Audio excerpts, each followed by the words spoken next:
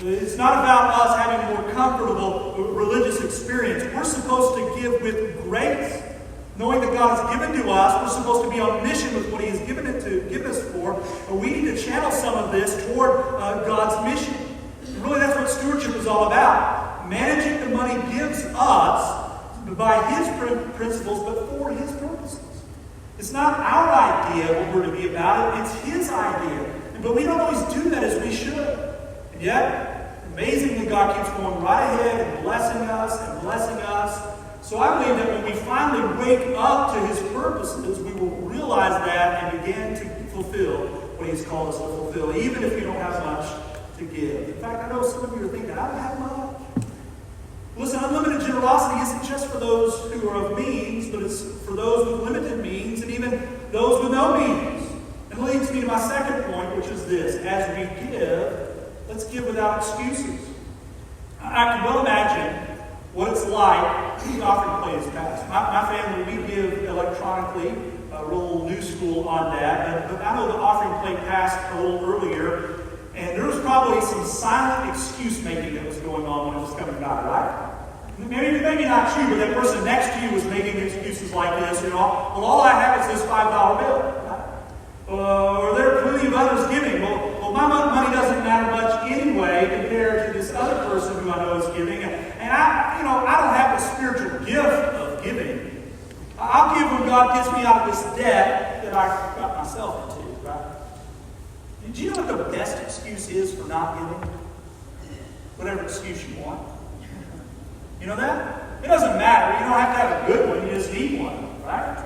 You don't want to give? Don't give. That's between you and the Lord. But you do need to know this, that if you're a Christian, you're supposed to give. You're supposed to give. And no excuse for not giving is good enough between you and the Lord. How do I know? The Macedonians. I mean, if anyone had an excuse not to give, it would have been them, and yet we find them giving anyway. Look at verse 2 again. Because he says, they're giving. He says, we're in a severe test of affliction. So they're going through something, some kind of trial.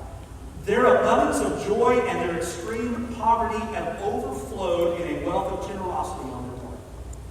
For they gave according to their means, as I can testify, and beyond their means of their own accord.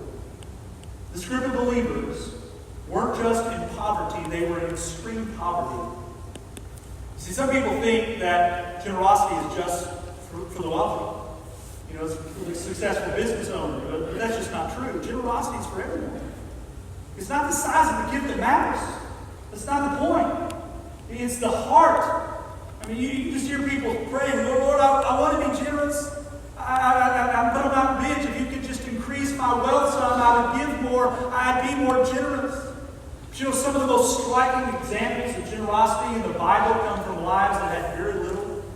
We see the Macedonians here in the 8th chapter of 2 Corinthians. There's the testimony of the widow of Zarephath that you'll read about in 1 Kings chapter 17. If you don't know much about her story, there was a great famine that struck the land, and she was starving to death, and she had used up all of her resources. The only thing that she had left was a small handful of flour and some oil, and which is, the extreme poverty level of food, just eating little cakes. And even though she had just that little amount, she gives some of it to Isaiah or to Elijah. You go to the New Testament and you see the story of the widow who had 2 mites, the smallest of coins. It was all she had to her name. And while others are giving broadly and boldly great sums to the temple, you see this widow giving her 2 mites as humbly and as quietly as she could in Luke chapter 21. And Jesus doesn't come in the big giver of dollar amounts. He commends the woman who gave all that she had. See, all these gave because they were poor. Listen, I'm not telling you to give everything that you had. We'll see that in just a moment. But to have the spirit of generosity like some.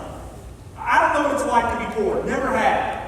I thought I was poor when I was a kid, right? We all think that we didn't have money because our parents did it and we don't. But I have absolutely no idea. And most Americans don't. I know that some of you are poor. I recognize that. This is not about you. This is about all of us together in our walks with the Lord. But some of you have been through rough spots. So you know what it's like to live without nothing.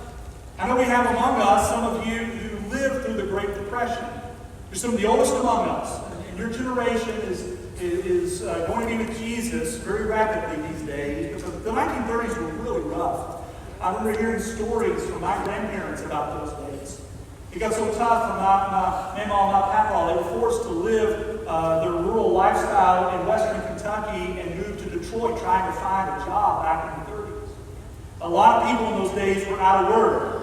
And some of you know what I'm talking about. You lived through it. Your generation knows what it's like to try to eat by on very little. And you learned a lot of hard lessons. So that generation is some of the most frugal people on the planet these days. And yet, at the same time, as we look at those who contributed to the life of our church, some of the most generous people is that oldest generation among us. And not younger generations, not quite so. Generosity is not about the size of the gift, and it never has been. It's not about being rich or poor. It's about the size of your heart.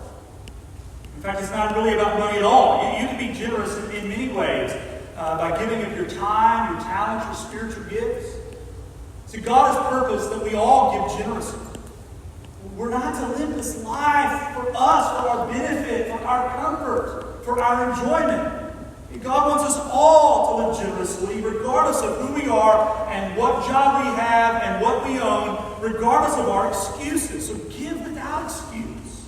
Don't say,